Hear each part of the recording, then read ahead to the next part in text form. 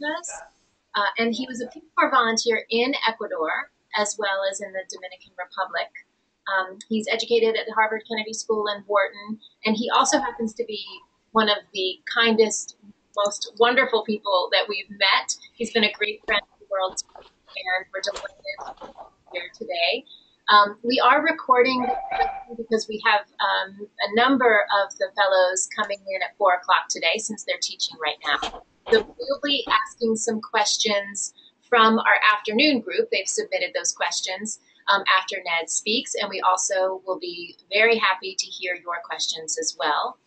I know, Ned, you wanted folks on the call to introduce themselves. Yeah, please. Yeah? That'd be great. Okay. Can you hear us all right? Okay, so if you could raise your hand if you're ready to introduce yourself. I know Ned would really like to hear who's on the call, and we also want to make sure you can hear us. Oh, good. Okay, Rafa, we'll start with you. Sure. My name is Raphael, and I'm currently in Puerto Napo. I'm teaching at Javier Francisco School, classes from 2nd grade to 7th grade. I don't know what else you need to know. I've been here in Ecuador now for about a month, and I'm really loving the whole experience. It's just wonderful having the opportunity to be an English teacher as well as phys ed. So it's really a great experience. Thank you. Great, thank you. Thank you, Rafa. And Michelle, do you have a mic? Are you able to introduce yourself? Yes, can you hear me? Yes. Okay, hi. My name is Michelle. I am teaching in Cayambe right now, 8th and 9th graders, and I'm really enjoying my experience. And Michelle, where did you travel from before Ecuador? I did WorldTeach Thailand before Ecuador for a semester there, and then I came to Ecuador from Thailand. Thank you, Michelle. How about Lindsay?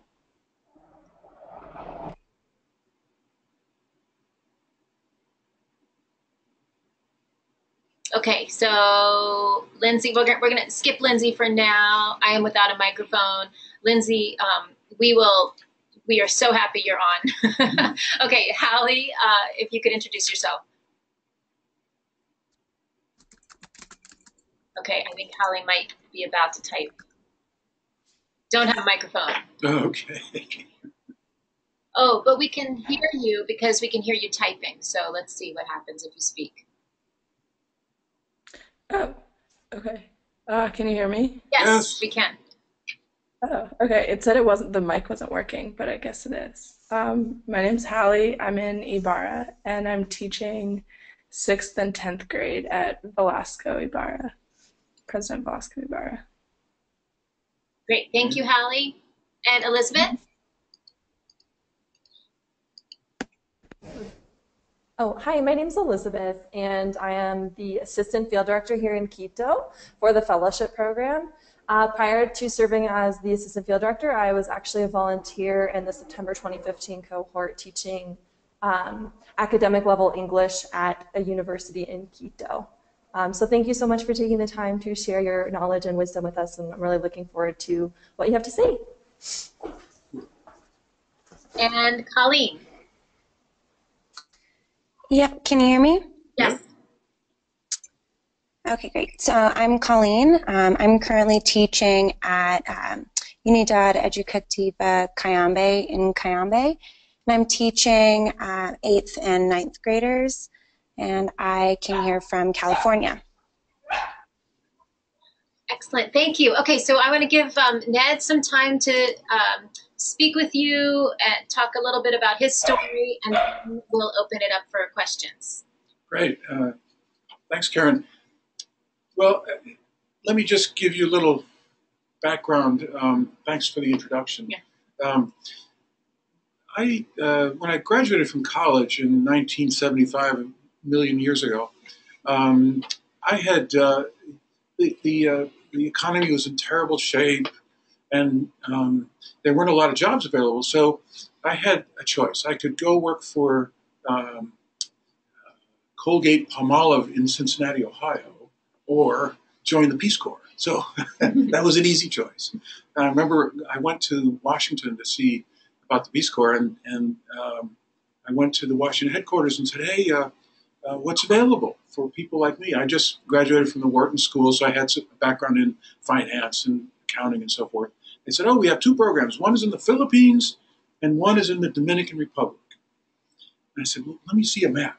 And so I ended up with looking at the map and saying, hey, the Caribbean, that's not so bad. So that's where I went. And it was a real, I think, life-changing experience. And later on, after spending some time in Washington, where I met my wife, we rejoined the Peace Corps in Ecuador. And that cemented further what became a career. And from there, we were both operating out of Quito, working for Partners of the Americas, which is connected somehow to the state of Kentucky. And our job was to work with agricultural producers and help to introduce new technology for vegetable producers. So we worked in Ambato and Riobamba. We worked with carrot producers in Riobamba and lettuce producers in Ambato. And what we did, we asked agricultural experts from Kentucky to come and help to increase production. And we did. And so we had a lot of fun because what we did was successful. One of the very, very fun things we did is we went to a small community that had benefited from some of this technology, and as Peace Corps representatives going to this small town, we were kind of celebrities, and so the mayor got up. We had this big lunch. The mayor got up and said, "Bienvenido los representantes del Cuerpo de Bomberos," instead of Cuerpo de Paz. So we said, "Oh, fine, we're Cuerpo de Bomberos." It was a lot of fun. We had a great time in Ecuador. We had a lot of friends. In fact, later on, after finishing doing a master's degree and then working for LASPAO, as you mentioned, and then working for the David Rockefeller Center, our daughter decided that she wanted to spend a year abroad. So we said, "Oh, let's call our friends in Ecuador." And so we put her in a high school. It's the Colegio Menor. That's part of the Universidad San Francisco de Quito. It's their high school, and she graduated from there, and is now she went on to Northeastern and is now working for a high-tech firm in New York. I'm telling you that story just because the international experience not only changed me, it changed my daughter, it changed my wife, and really made a difference in our careers.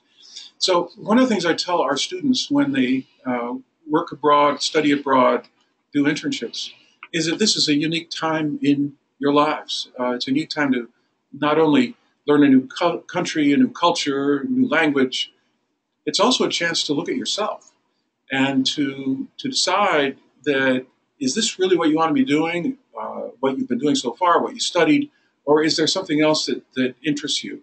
And the way to do that, I think, best, and you're in a great position to do that because you're in a country where you can do almost anything that you couldn't do in other places, is you can take advantage of really trying out new things. One of the things I tell our students always is that they have the choice between meeting up with their other gringo friends and going to have a beer in a local pub, or spending some time with an Ecuadorian family and going to a soccer game or something. You should go to the soccer game. Go with the Ecuadorian family because you'll learn a whole lot more and you'll appreciate much more a culture, and then you'll be able to look at yourself in a different way. And that's the message I just wanted to give, is that you're in a great position, you're in a unique time in your lives. Take advantage, and I think you'll end up a much better person for it. So that's it. Yeah. Would you walk us through? So I'm actually curious how you worked with the lettuce and carrot producers, because you said it was successful. I know before you had told me a little bit about what kind of difference that made. And I know in a bit we are going to talk about development, which has become controversial over the decades. This is a positive story. I'd love to hear how did you work with the producers and what inputs did you provide that created the success? Well, it was really interesting. We worked mostly with local groups, local agricultural organizations.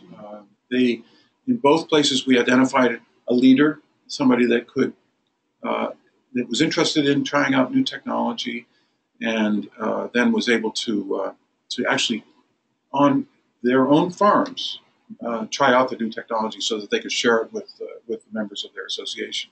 So that was the key. The first thing we did, of course, was to look for money to do this, because we had to bring down experts from abroad, and we had to spend money on agricultural implements. And we also were able to find Peace Corps volunteers to actually go to those farms where the leaders were to help them out. So we covered the money part, we covered the personnel part, we covered the leadership part. Wow. And I remember the lettuce producers had been spending years unable to produce lettuce, but it was one of the most richest agricultural areas in all of Ecuador to produce vegetables. And what we did is we invited this guy, this expert from Kentucky down, and he looked at he did some soil samples and looked at the different production and said, "Oh, it's just a problem with the pH in the soil. Let's fix that." So that was a miracle. People made a lot of money selling their lettuce because of that. So immediately there was a success and an effect of the work we're doing, which is something that in all that you do, you as teachers, if you have an immediate success, it really helps. And usually you can find something very simple to do that is successful. Mm-hmm. And people say, "Oh, the gringo knows what he or she is doing." Yeah. So anyway, that's what happened to us. Yeah, that's amazing. Well, and I know we have some of our fellows have already talked to me about, they've seen these, someone was saying the pool at our school would be perfect, but there's no water, it's filled with garbage, the students want to be able to use it, how can I help make this happen? You know, they see these quick possible impacts that they could make because they're there for 8 or 9 months, so mm-hmm. they have to work quickly. But it's great to see them already thinking about what they might do. And I'm just going to ask a few more questions, and then we're gonna open it up. So, okay, I want to hit a few points of time in your career. So now we're going to go to LASPAO, because I know they would love to know what that is. Mm-hmm. You know, what is its mission, and what were you doing for LASPAO? So LASPAO is an organization that was started by the Dean of Admissions at Harvard back in the 1960s. Excuse me. And their job, what LASPAO does is provides scholarships for graduate work, mostly in the U.S., but they send students to other parts of the world.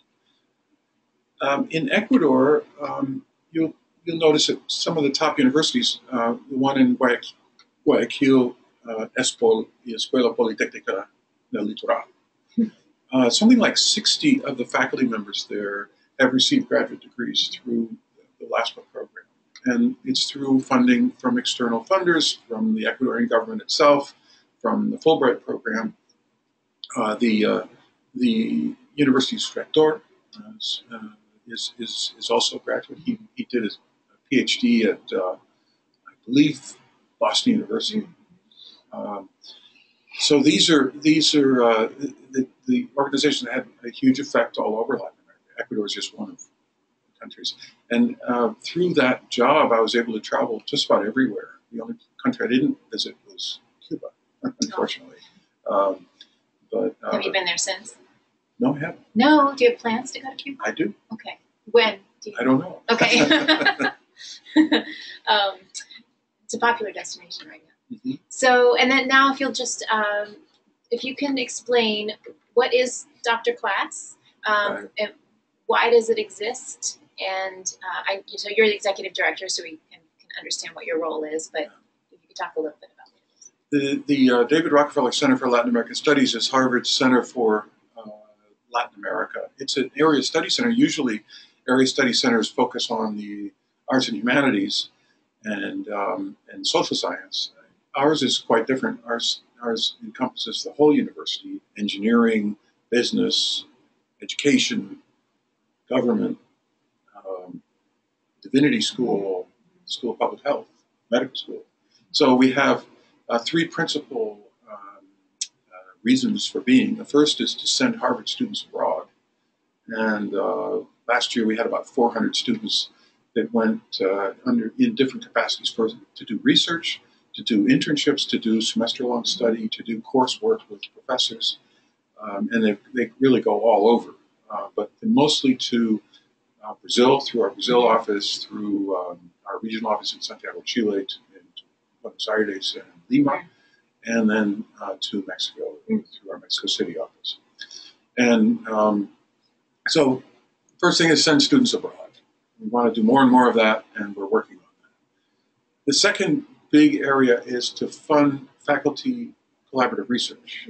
And we give out grants to faculty to do research. In fact, I was just in Mexico last week developing a fund specifically for collaborative research with Mexican institutions. And that's a very important part of what we do. I think that's probably, since Harvard is a research university, that's probably our main focus. The third area for David Rockefeller Center is to bring Latin America to Harvard. And we do that through helping to recruit students that will come to Harvard. We have visiting scholars that come to study for a semester on a particular subject area. We invite presidents. Rafael Correa actually was here 3 years ago, especially invited by the Kennedy School and David Rockefeller Center. This year we're inviting Pedro Pablo Kuczynski from Peru and President Santos in Colombia, and President Macri from Argentina. Hopefully they'll come sometime this year. Yeah. But we also invite, almost on a daily basis, people that are interested in Latin America. We have events every day, sometimes 2 or 3 in the same day, about Latin America, bringing Latin America to the university. Yeah. Wow. So that's what we do. And my job there is to keep the lights on and the payroll paid. Great. So I want to make sure. So I'm going to get you ready. If you have questions, please raise your hand and we'll call on you in a moment. And then lastly, I just wanted to ask you, Ned, so, and this is a hard one, but if you're going to describe yourself as, in terms of your career, you know, are you an educator or an agriculturalist or an environmentalist or I mean, if you could sort of, or organizational development, I mean, where would you say that your kind of primary expertise is? I think I'd say I'm a Latin Americanist. And the reason for that is that I studied in undergraduate, I studied economics. In graduate school, I studied public affairs, public administration, which are general subjects. But really my expertise is in Latin America and knowing a lot of people. Yeah. And that's just because the kind of work we're in. But in that's mostly what I do now is looking for resources to expand what we're doing, especially now with all the xenophobia that's brewing in Washington and around the United States. I'm kind of reinvigorated about the need to have closer ties and deeper ties with Latin America. And it was very clear to me in Mexico last week, where people are worried about the future of things like the North American Free Trade Agreement and building walls and all that other kind of stuff we're hearing out of Washington these days. Yeah, and that's, I think, a great segue to broaden the discussion. Thank you for that background.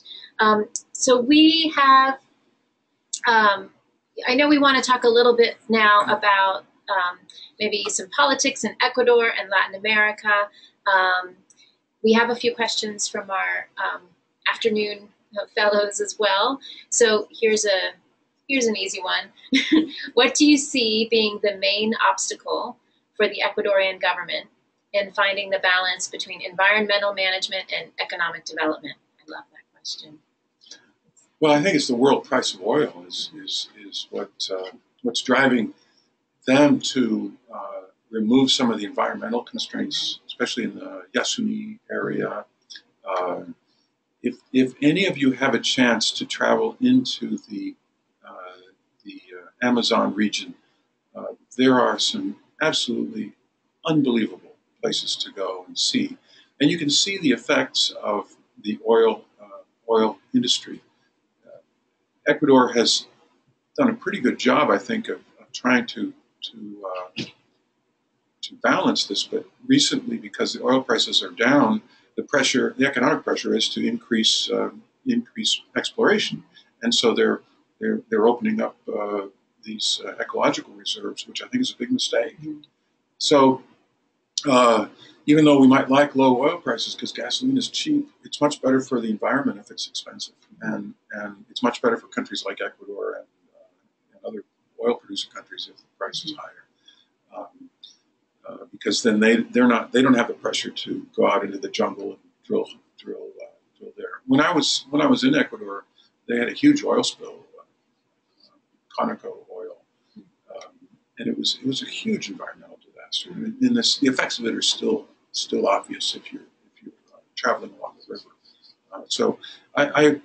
It's the Napo River, and if you go to Tena and Coca, it's really worth spending some getting out there and seeing it. It's like going to the wild west. Yeah. So 30 years later, the effect of that oil spill it's still evident. Yeah. Well, when I was there, yeah.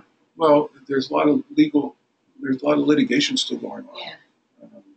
But I think the environmental impact is still, it ruined fresh waterways, and it's tough. Let's see. Anyone have a question for Ned, Raphael, Michelle, Hallie, Colleen? Yeah. Just you're unmuted, so you can just jump in.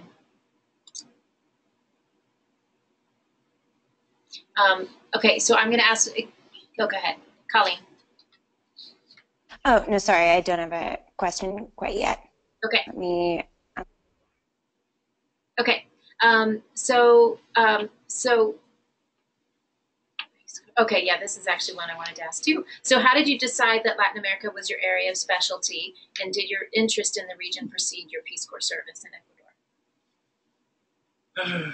That's a really good question. I think it started in the 4th grade when my teacher, I went to a Catholic school, so my teacher was a nun who had been a missionary in Bangladesh.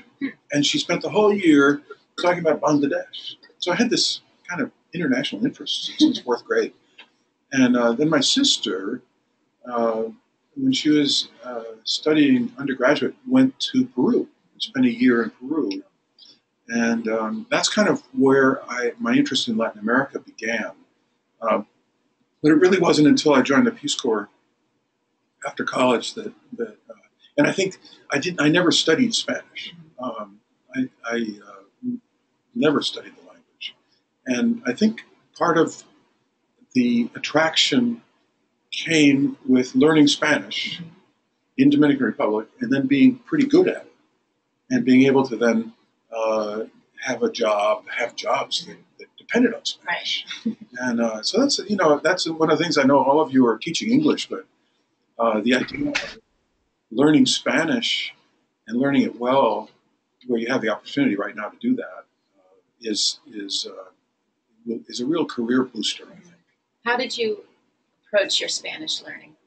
Well, the Peace Corps has kind of an immersion program where they give you, it's kind of like a 2-month intensive course, conversational Spanish, and then they dump you out into your. That's what they used to do anyway. They dump you out into your town, and you're on your own. I remember one time a bunch of doctors came to my little town, and they were eye doctors, and they needed a translator. And I'd only been there for a couple of months, so my Spanish was pretty bad. But they said, "Oh yeah, you can be our translator." I said, "Okay." So the first time, the doctor said, "Oh, could you go get some soap?" I said, because I need to wash your hands. I said, sure. So I go to the first house, knock on the door, and I said, por favor, sopa. Well, sopa is soup, you know. So I was waiting there. The lady comes out with this little bowl of soup. I said, oh, no. Anyway. Let's hope the patient didn't die. No, but that's the way to learn. Yeah. Is really making a lot of mistakes and laughing about it, but then learning. I used to carry around a dictionary in my back pocket, so whenever I didn't know a word, I'd look it up and try to remember it. Yeah. But it's learning by doing. Mm-hmm. Right. And now, since I've been speaking Spanish my whole life, I can pass for someone from Latin America. Mm-hmm. Wow, that's impressive. Yeah. So, okay, so let's talk a little bit, and like I said, please raise your hand with any questions because I can see your hands. So going into current events, you mentioned oil prices, which I think are going up a bit. But how are you finding first U.S.-Ecuador relations? There's almost a pre-Trump, post-Trump, and then if you could talk more broadly about kind of U.S. Latin America. Well, first of all, there is no U.S. Latin America policy. Mm-hmm. There might be bilateral policies. I think Mexico and Cuba are where there are actual policies, but I think there's a general ignoring of Latin America by the U.S. government. I think in Ecuador, it's seen as a kind of U.S. Ecuadorian relations are probably very pragmatic, but not particularly friendly. And that's mostly political. I think the fact that Rafael Correa is part of the alliance with Maduro and some of the other folks makes the U.S. a little standoffish. However, I have good friends there who are business people, and they say, you know, Rafael Correa says some things and does other things. I mean, he's a PhD in economics from University of Illinois. The guy's really smart, and he has actually done some really good things in the economy. Not so good things with free press and some other human rights issues, but the business people are relatively happy with him, surprisingly. So the relations with business in Ecuador are probably pretty good, U.S. business and Ecuadorian business. I think the Chinese question is really interesting. China has given major loans. They were a major export receiver from Ecuador. That complicates the relationship with the United States. But I think it's a fascinating relationship that the United States has with Ecuador. In terms of generally with Latin America, the U.S. is, I think we're at a stage where I pretty much expect it to be status quo, except for Mexico. And I think that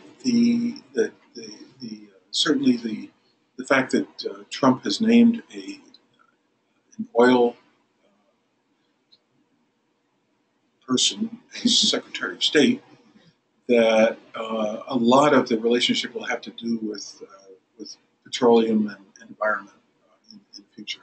And you can think about, of course, Ecuador is a major oil producer, so the idea of having U.S. investment and expanding oil drilling is probably something that will be promoted by the U.S. government. I know that Exxon, for instance, has huge interest in Argentina. I think there's a town in Ecuador that's called Exxon. So it's quite interesting that this oil diplomacy may be what we're looking at in the future, but it's not going to be anything beyond commercial. I don't think. I don't think there have been any initiatives like there was an initiative at the beginning of the Obama administration, at the end of the George Bush administration, to create a free trade area for Latin America. That's just not going to happen with these guys.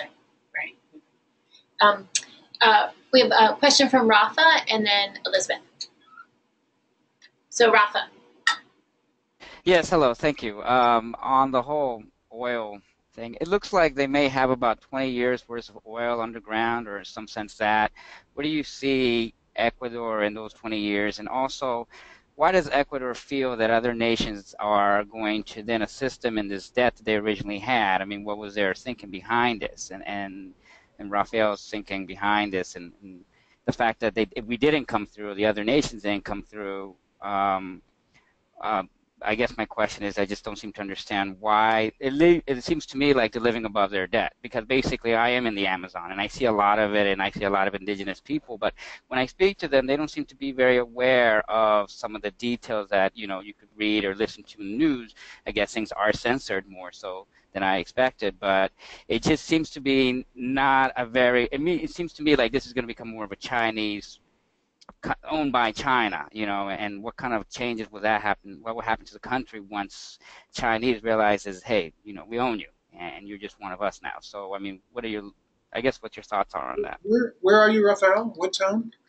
I'm in Puerto Napo, which is about 10 minutes away from Tena. So I'm actually in the Amazon right next to the river that you're talking about, Rio Napo and everything. So I'm in the jungle. Wow, lucky you. Yeah, that's a fascinating area. Well, you know, you know, the Chinese influence is huge, and I think that what Ecuador needs to do is diversify its economy. I think it's got great potential in agricultural production, and it's got great potential in fisheries.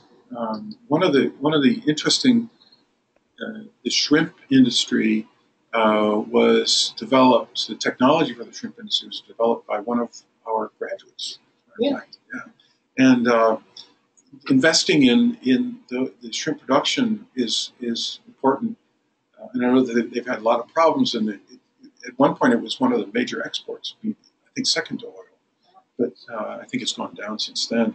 But diversifying the economy is a huge, huge challenge, and Ecuador has natural resources beyond oil, including tourism, that could be built up, and so investing in innovation, small businesses, and agriculture and diversifying the economy is what they need to do. And if they only have 20 years of oil left, then they've got a timeline.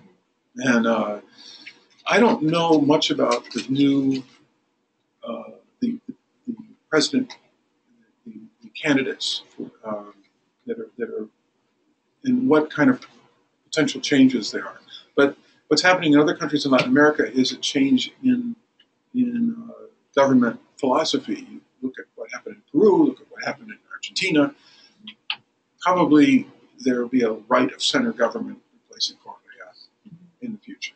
And so I think that will be something that we'll have to look at very closely, and how they diversify the economy is very important. If China's the market, that's fine. I don't see that as a big threat. I think China is very pragmatic, probably more pragmatic than the United States. So as a trading partner, I think they'd be a good one. But what they need to do is really have a diversified economy locally in order to survive and be able to pay the debt back. And what do you think about, and we'll go to Elizabeth too, what do you think about China's kind of stance on that first question on environmental management and economic development, which I do find in China itself, we're seeing more leadership on the environmental front because it's affecting the population so much, but in a place like Ecuador, in the regions you had mentioned. I think if China is going to play a world leadership role, it has to pay attention to environmental concerns. I think the fact that they signed the environmental agreement with the United States is a great sign, and I hope that they take the leadership role, because certainly the United States is not going to be doing it in the next 4 years. A different leadership role for sure. Elizabeth, let's hear from you. Hi there. So my question is a little bit more about Latin American affairs in general. So a lot of stuff has been going on that's really interesting in Latin America over the past year or so, with the opening of Cuba, Venezuela's economic crisis, the Colombian failed peace accord, events like that. And I just wanted to ask you, where do you think we should be paying attention as Americans who are interested in what's going on in Latin America for like exciting developments coming up this year? And then along with that, what do you think are some of the best news sources in English and or in Spanish so that we can pay attention to what's going on, not just within Ecuador, but within Latin America as a whole? Well, let's start with the news source. There's something called the Inter-American Dialogue that has a daily news summary of everything that's going on in Latin America. You can access it through their website. It's called, again, interamericandialogue.org. It's a daily summary that looks at all the different press outlets and summarizes, and it's very good. It's very good to keep up, and it takes about 10 minutes to read it every morning. So where we can expect things to happen, certainly Venezuela is going to be a huge issue. The economy's in the tank. The political situation is horrible. The leader, Leopoldo Lopez, who's in jail, is kind of like Nelson Mandela. And by the time he gets out, he'll probably be the next president. And that looks like it's going to be 2 years from now when the elections take place. They're hoping to have elections sooner, but the current government has successfully evaded that. I'm afraid there's going to be a military confrontation in Venezuela before the election, which is unfortunate. The other hotspot, I think, is Cuba. I think Raul Castro will probably not be president 2 years from now. There will be a younger, more reforming president, and that we'll see further closeness with the United States, despite Trump. Okay. I think that's going to happen. There are a lot of reasons for Trump to keep the Cuba relationship going. I think the other hotspot is Mexico and Central America, and the big deal is immigration. The people in Mexico and the United States are mostly worried not about Mexicans going to the United States, but Central Americans passing through Mexico to go to the United States. And that's where there are huge problems. There's all kinds of exploitation of these people, terrible human rights violations. One example is that women are given birth control pills before they start their trip because they can almost be guaranteed to be raped on their way to the United States. These are people from El Salvador, Guatemala, and Honduras. It's a huge problem, and it's not in the press, and it needs to be addressed. I think that's, as far as human rights goes, that's the biggest problem, and we're working on those issues here at Harvard through the School of Public Health. Some of the health issues that people come through southern Mexico are being addressed through some of the work we do. So it's a huge problem. So I think those three are the biggies, but we'll see what happens. We're looking forward to the next few months. So we're going to have to check in 2 years to see if all your predictions are correct with the Ned Strong crystal ball. We have several more questions. Rafa, I know you had your hand up, and then Michelle. Go ahead. I actually answered my question. I'm okay for now. Okay, great. Michelle? Okay, I guess my question is a bit more personal, if that's okay. Of course. Okay, what sort of significant challenges have you faced working with the Latin American culture, especially as someone representing the culture in the U.S., but not exactly being a Latino? That's a really good question. A couple of bromides. One good friend said, Latin America, it'll break your heart. And those of you that are trying to get deals for WorldTeach, for instance, you think you got something going and all of a sudden it falls apart for one reason or another. You have to have a lot of flexibility and patience.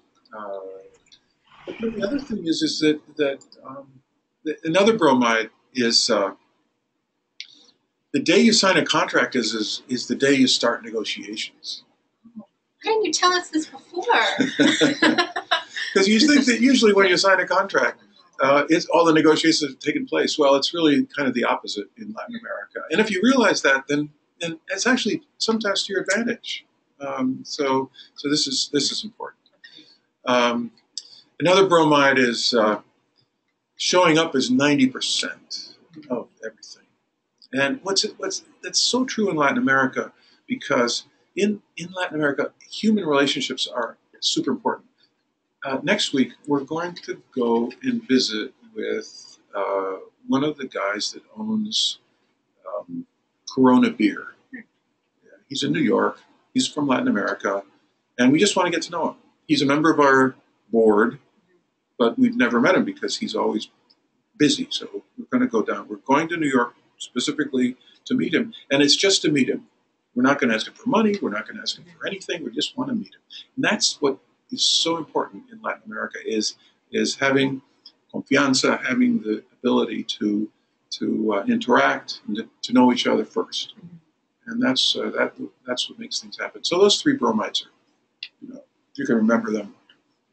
1, 90% is just showing up. 2, contract is the day you start the negotiations once you sign the contract. And 3rd, I already forgot what I said. The showing up. No, the first one. Latin America will break. Oh, right. So, but patience. How long did it take you to learn those simple truths but profound? Probably good 10 years or so. Okay, that makes me feel better. Okay, there are some questions from the afternoon audience that I want to try to get in. So I'm interested in hearing about Mr. Strong's experience pursuing a master's degree in public administration and what he sees are the benefits of that degree. And then it goes on, so Okay. Well, I highly recommend, after having an experience abroad and knowing more about what you want to do with yourself, is looking at the opportunities around graduate schools. And the Kennedy School was particularly interesting because it's a 1-year master's program for people that have experience. I think you did the Ed School, Matt, right? I did. Liz is now in a you're in the master's public international affairs. International affairs, Northeastern. In Northeastern, yeah, good. These days, I would say that your undergraduate degree certainly is important, but graduate school kind of is more important. And it gives you credibility, and it gives you a network. Usually, I think what was most important about my graduate program was not the professors or the school itself, but the network of my fellow students, which I stay in touch with now. And so it's part of professional development and worth the time to take and the cost, because it isn't cheap. Yeah. I also would like to know if Mr. Strong is optimistic about Ecuador's democratic future, given the upcoming elections and rise in oil prices, or if Correa's populist trends, especially targeting the press, may continue with the next administration. Well, that's a tough one. You all are very close, much closer to what the polling says right now about who's the top candidate for the presidency. I don't know. I really don't know. Yeah.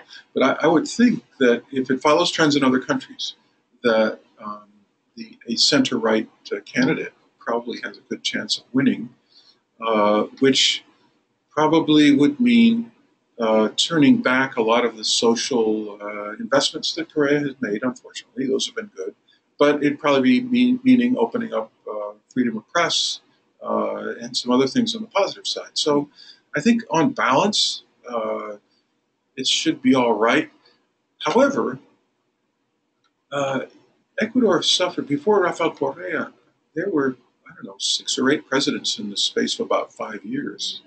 And it's got a horribly tumultuous political front that Correa has actually stabilized somewhat. So it may be that what's best for Ecuador would be a continuation of his party and his people. But, the human rights issues and the freedom of press issues, I think, have been a real problem for him. Yeah. Let's see. Let's go, Rafa. Yeah, I was just going to chime in that it seems that, it seems that many people were pretty disappointed with the actual Amazonian area and the oil drilling, being implemented and so forth, even though Korea had decided he wasn't going to. So it seems to me that we're going to lean more towards sort of working around that instead of having to exploit that particular area. That's all I know about the parties right now, is that they seem to be leaning towards less exploitation, especially with, I think, within 85% of the people very unhappy with what's happening now with the administration. Oh, so you're hearing that they're interested in a big change. Yes, an exceptionally big change. That's the unfortunate thing, though, is that they're living above their means in the sense that, Korea has borrowed all this money, and then we're going to borrow more money. So it's like this livelihood in which these people have gotten accustomed to, and yet they don't want the Amazonia being touched. So you have this huge friction of trying to raise people's poverty level, house level, and all these services, which Korea did very well. Unfortunately, he did it with borrowing money that it now needs to get paid back. So that's what all the discussion's been around the Amazonian area is that I've heard. Well, my prediction is that the Chinese will continue to put pressure on the Ecuadorian government to produce more oil so that they can import it in China. And that will continue to have a lot of pressure on the environment. I think the Chinese, right. I think that's one of the big drivers. And I guess one of the other questions I had for you was that in reading textbooks and globalization and everything that WorldTeach lets us know and how we transcend that into our children that we teach in the elementary school, it seems that for me, when I'm reading everything about globalization, there's always an aspect of destruction. Whether it's destruction of the people, the culture, the land, it just seems to be these changes. And whether successful change is what, you might look at Ecuador saying, yeah, they've done quite a bit of amazing stuff in stability, but is that success then really looked at as being more destructive in the long run? And then so for me, it just seems to me that globalization, and especially when it comes to Ecuador, is more destructive than anything else. And that's just my opinion. Well, the perfect example is what's going on with pressures from China, is that and the economic pressures due to lower oil prices. And so Ecuador and countries like Ecuador at the mercies of the world markets. And so if you look 5 years ago, 6 years ago, when the oil prices were sky high, there was all kinds of money around, and Ecuador could invest in all kinds of social programs. Everybody's very happy. Now, not so much. And that's actually, I think, this Time to Teach program, and which has enabled our fellowship to happen. We see these governments in a race to have their citizens learn English, making them more competitive in the global market. And it's really fascinating to me to watch. I think governments seeing that their human capital is so vital. You talked about diversifying the Ecuadorian economy. Hopefully that's a route to do it. So, it's interesting that our fellows are very central to that conversation right now as teachers of English. Let's see, Michelle.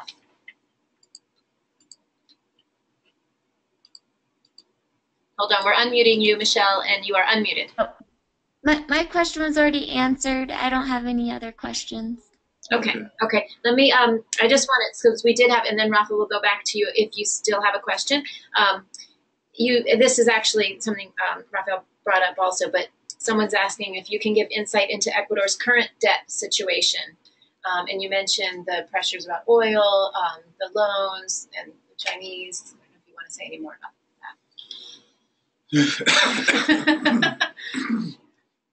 Harkening back to your economics bachelor's degree. But yeah, I just you know, it's interesting if China and Korea create are responsible in their work with both in Africa and Latin America. When I was in Chile for the last up through 2014, the markets for Chilean goods, copper, wood,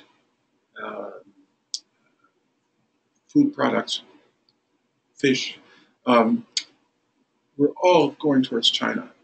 And it created a dependence on China that was economically unhealthy. And so as soon as the copper prices dipped, this was 3 years ago, the economy went from a 4% annual increase to down to 2% now, and unemployment went up and all kinds of problems. And that was a country that's economically the best in Latin America. So you can see the effect of a country like Ecuador that's so dependent on one market. So you just hope that the debt that the Chinese are responsible, and I think they need to be, but the importance for diversifying the Ecuadorian economy is the number one, I think, economic policy that they are pursuing. Yeah. So we just have a couple more minutes. Let me know if there are any more questions. And this has been really fascinating, by the way. We do have one more set of questions from our afternoon. Okay, so what do you think of the Caribbean culture in the Dominican Republic compared to Ecuador? And do you think Latin America is too broad of a term for such a diverse region of the world? Yes. Okay. Yes and yes. Yes. Having visited most countries in Latin America and the Caribbean, I haven't visited a lot of the island nations in the Caribbean, although I've been to quite a few of them. Caribbean culture, especially Dominican culture, is way different from Ecuador. I think that the closest you'll find is if you have a chance to go to Esmeraldas, where there's an African culture, and it's much more Caribbean feeling. But it's the what's interesting about the differences in the Caribbean. It seems to be there's a much more cultural alliance with the United States, mostly with New York. Dominican Republic's second largest city is New York City, and it's much more influence. Many more tourists, and so the connection is quite different, and the culture is quite different because of the African influence. Ecuador, which is very refreshing for us, has this huge influence of indigenous people in the Amazon region, in the Sierra, and that makes a whole different culture, and it's rich in a whole different way. And I think that when you look at those differences, to say that there's a Latin American culture, it's just impossible because every country is so different. If you all have a chance to go to Esmeraldas, you should do it. But you should also try to go to Colombia. Colombia is totally different from Ecuador. And if you have a chance, because you're very close to Peru, Peru's also totally different. And it's worth, when we were there, we took a 40-hour bus ride from Quito to Lima. Oh, wow. But it's fascinating to do that because you then can witness the huge differences. Mm-hmm. And it makes for working in Latin America extremely interesting because you have this chance to see many, many different cultures and countries and economies. Yeah, it's actually some of our fellows are teaching students that, where the classroom is almost 90% plus indigenous, so they're having a completely different experience than others. So we're going to end with Rafa. You can ask the last question. And this is just more of a personal note. What was your greatest moment when you were in your Peace Corps or when you were in Ecuador? Like, what was that moment that was like, this is really wonderful, this is great, this is really was worth it? Just a happy moment that you can share with us. Yeah, I think one time I was sitting around, this is in the Dominican Republic, I was sitting around with my fisherman buddies. I worked in a fishing cooperative. And we had been waiting for the World Bank to send new fishing boats. And we waited and waited and waited. Months went by, and every time people from the capital city would come out and say, next month they'll be here. They never showed up. So after 6 months of this, I said to my fisherman buddies, I said, well, obviously these fishing boats aren't going to be here very soon. They never did show up, by the way. What do you want to do? And they said, well, the most important thing for us is education. Will you help us build a school and find a teacher? And we did. We built a school. We found a teacher. And that was the #1 priority for the poorest people in the Dominican Republic, fishermen. I had the chance to go back to that town 8 years ago.